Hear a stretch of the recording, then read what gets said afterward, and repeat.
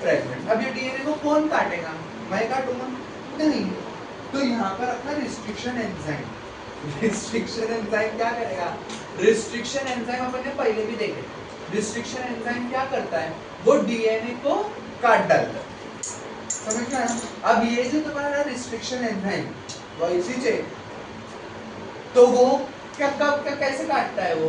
ये restriction enzyme अब DNA को अगर काटेगा तो डीएनए कैसा जुड़ेगा एक दूसरे से? डीएनए के बीच में कोई होता है ना बॉन्ड, तो वो जो बॉन्ड है वो कौन सा बॉन्ड है जिससे वो डीएनए ऐसा मानूंगा ना, हाइड्रोजन बॉन्ड से डीएनए जुड़े हुआ है एक दूसरे से। नहीं वो दोनों स्ट्रैंड एक दूसरे से जुड़े हुए हैं हाइड्रोजन बॉन्ड से। डीएनए कैसा जुड़े हुआ है एक दूसरे से? पूरा चेन कैसा बना वो नहीं, नाइट्रोजनस बेस पे ऐसे कैसा बनेगा? कौन सा बॉन्ड है जिससे डीएनए जुड़ा है? हाँ, फॉस्फोडाइस्टर बॉन्ड। तो वही है ना बैकबोन ऑफ डीएनए। तो अगर डीएनए जुड़ा हुआ है, डीएनए जो है चेन में है, तो उधर पे फॉस्फोडाइस्टर बॉन्डिंग है, तो वो फॉस्फोडाइस्टर बॉन्डिंग को ये तोड़ता है। रिस्ट्रिक्शन एंजाइम किसके ऊपर काम करता है? रिस्ट्रिक्शन एंजाइम काम करता है फॉस्फोडाइस्टर बॉन्ड के ऊपर। फॉस्फोडाइस्टर बॉन्ड को ये क्या कर देता है? तोड़ देता। और ऐसा नहीं कि कहीं पे भी फॉस्फोडाइस्टर बॉन्ड को तोड़ देता। हर रिस्ट्रिक्शन एंजाइम की अपनी मनचाहा साइट होती है कि इधर पे ही काटो। समझना क्या? यही वाला साइट है जहां पर अपन कट करेंगे, तो उसको अपन क्या बोलते हैं? इसीलिए उसको रिस्ट्रिक्शन एंजाइम बोलते हैं कि वो रिस्ट्रिक्टेड रहता है, यही पार्ट पे कट लगे। समझ में? तो इसको अपन बोलते हैं रिस्ट्रिक्शन एंजाइम। इसको यूज करके डीएनए के क्या कर दूंगा? टुकड़े टुकड़े। समझ में? और वो रिस्ट्रिक्शन एंजाइम भी मैं अपनी मर्जी का यूज करूंगा तो मेरी मर्जी के टुकड़े होंगे। रिस्ट्रिक्शन एंजाइम बहुत सारे टाइप के रहते हैं, अलग अलग। समझा? अब मेरे को क्या मिल गए? क्या मिल गए ऐसा? किसके? डीएनए के। तो वो डीएनए के फ्रैगमेंट्स जो अभी अपने को मिल गए, उसके साथ अभी अपन क्या करेंगे? एज और पेज। एज और पेज क्या है? एज मतलब अगारोस जेल इलेक्ट्रोफोरेसिस। इतना है ना? अगारोस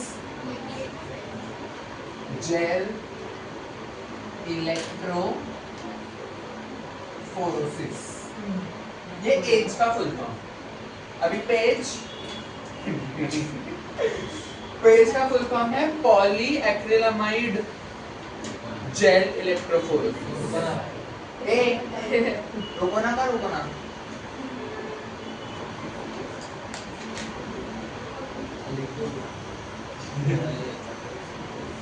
आप एज अपना क्या है? अगारोस जेल इलेक्ट्रोफोरेसिस। और पेज क्या है? Poly acrylamide gel electrophoresis. अब दोनों ही प्रोसेस के अंदर क्या हो रहा है? इलेक्ट्रोफोरेसिस। तो अपने को देखने का है इलेक्ट्रोफोरेसिस क्या है। क्यों? एक जगह उसने अगारोस के ऊपर किया इलेक्ट्रोफोरेसिस, तो उसको उसने नाम दे दिया अगारोस जेल इलेक्ट्रोफोरेसिस। और एक जगह उसने पॉली एक्रिलामाइड पे किया, तो उसको उसने नाम दे दिया पॉली एक्रिलामाइड जेल इलेक्ट्रोफोरेसिस। तो मीडियम चेंज कर दिया बस दोनों जगह। होने क्या वाला है दोनों जगह? इलेक्ट्रोफोरेसिस। तो अपने लिए वो जानना जरूरी है कि इलेक्ट्रोफोरेसिस क्या है। तो इलेक्ट्रो मतलब चार्ज आया। इलेक्ट्रो आया मतलब चार्ज आया। तो चार्ज कैसा आया और क्यों आया? अपने को एक बात याद रखनी है कि जो डीएनए है वो कैसा है? डीएनए नेगेटिवली चार्ज है। डीएनए कैसा है? नेगेटिवली चार्ज है। क्यों डीएनए नेगेटिवली चार्ज है? क्योंकि डीएनए के ऊपर जो OH ग्रुप है वहां से H भाग जाता है, तो डीएनए के पास में माइनस चार्ज आ जाता है क्योंकि H प्लस चार्ज लेके चले जाएगा। तो इसके लिए पूरा डीएनए कैसा हो जाता है? नेगेटिव। डीएनए कैसा रहता है? नेगेटिव रहता है और एसिडिक रहता है। लेकिन यहाँ पर इसकी जो प्रॉपर्टी हम यूज करेंगे वो है इसकी नेगेटिव प्रॉपर्टी, कि डीएनए पे कौन सा चार्ज प्रेजेंट रहता है? नेगेटिव चार्ज प्रेजेंट रहता है। मैंने क्या किया? मैंने यहाँ पर एक ट्रे यूज किया। ये जो ट्रे है ये इलेक्ट्रोफोरेसिस का ट्रे है।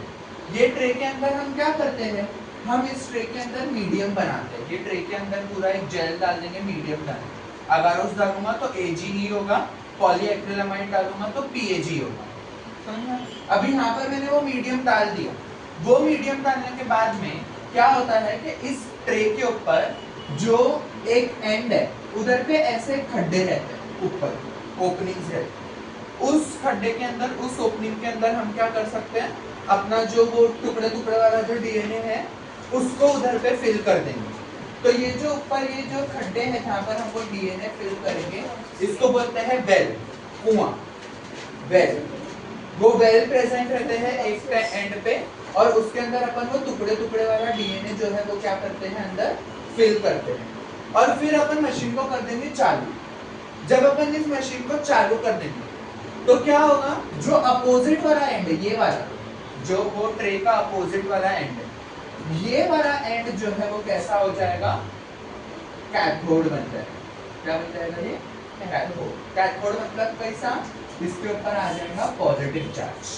क्या आ जाएगा इसके ऊपर, और डीएनए कैसा था, तो अपोजिट चार्जेस अट्रैक्ट। तो यहाँ पर डीएनए भाग भाग के क्या करेगा, अपोजिट एंड की तरफ आएगा। समझ में आया? अब समझो, बहुत सारे लोग हैं जो भाग रहे हैं, तो वो बहुत सारे लोग में से कौन सबसे ज्यादा आगे जाएगा, जो फास्ट भाग रहे हैं। बात सही है। अब फास्ट कौन भाग सकता है, मैं फास्ट भाग सकता हूँ, नहीं भाग सकता क्योंकि मेरा वेट ज्यादा है। अभी मेरे सामने अगर कोई दूसरा भाग, हमजा तू भाग, तो तू और मेरी रेस में कौन जीतेगा,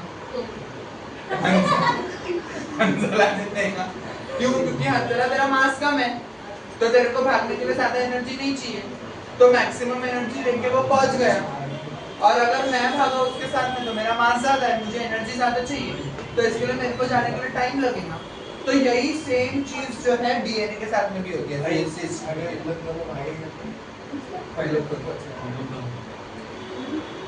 लोग दोनों को क्यों भगा रहा है, अगर इन लोग दोनों भागे तो जीतेगा। अभी यहाँ पर अपन ने क्या करे, वो डीएनए को जो इसके अंदर भर दिए, वो डीएनए के टुकड़े अपन ने करे क्या, बैठ गए, रिस्ट्रिक्शन एंजाइम ने करा। अब जिधर उसका मन करता है वो उधर क्या कर देता है, काट देता है। तो अगर उसने ऐसा काट दिया तो कुछ टुकड़े बहुत बड़े बने और कुछ टुकड़े छोटे बने। तो जो छोटे वाले टुकड़े रहेंगे उनका मास कम रहेगा, तो वो क्या करेंगे, जब भागेंगे तो वो फटफट फटफट भाग जाएंगे। तो फटफट भाग के कहाँ पहुंच जाएंगे, लास्ट तक का पहुंच जाएंगे पहले कैथोड के पास। और जो बड़े टुकड़े वो भागेंगे तो सीधे भागेंगे, तो इसके लिए वो कहाँ रहेंगे, वो वेल के पास रहेंगे। तो ऐसा सबका मास अलग अलग है, तो सारे डीएनए अपने मास के हिसाब से क्या हो जाएंगे, यहाँ पर अरेंज हो जाएंगे। सारे डीएनए अपने मास के हिसाब से इस ट्रे के ऊपर क्या हो जाएंगे, अरेंज। समझ में, हर डीएनए स्ट्रैंड जो है वो दूसरे से क्या हो जाएगा, अलग हो जाएगा, और वहां पर अपने को वो सब अलग अलग जो है वो उसके ऊपर देखने के लिए मिलेगा। समझ में आया? तो ये प्रोसेस को अपन बोलते हैं इलेक्ट्रोफोरेसिस, क्योंकि अपन ने यहाँ पर चार्जेस के हेल्प लिए है और जेल के ऊपर करवाया है, इसके लिए जेल इलेक्ट्रोफोरेसिस बोलेंगे। अगर जेल अगारोज है तो अगारोज जेल इलेक्ट्रोफोरेसिस, अगर जेल पॉलीएक्रिलामाइड है तो फिर पॉलीएक्रिलामाइड जेल इलेक्ट्रोफोरेसिस। अब ये इलेक्ट्रोफोरेसिस से होता क्या है, सबसे पहला क्या होता है, यहाँ से सेपरेशन। किस चीज का सेपरेशन होता है, अपने डीएनए फ्रैगमेंट्स का। कैसे सेपरेट होते हैं ये फ्रैगमेंट, सेपरेट हो जाते हैं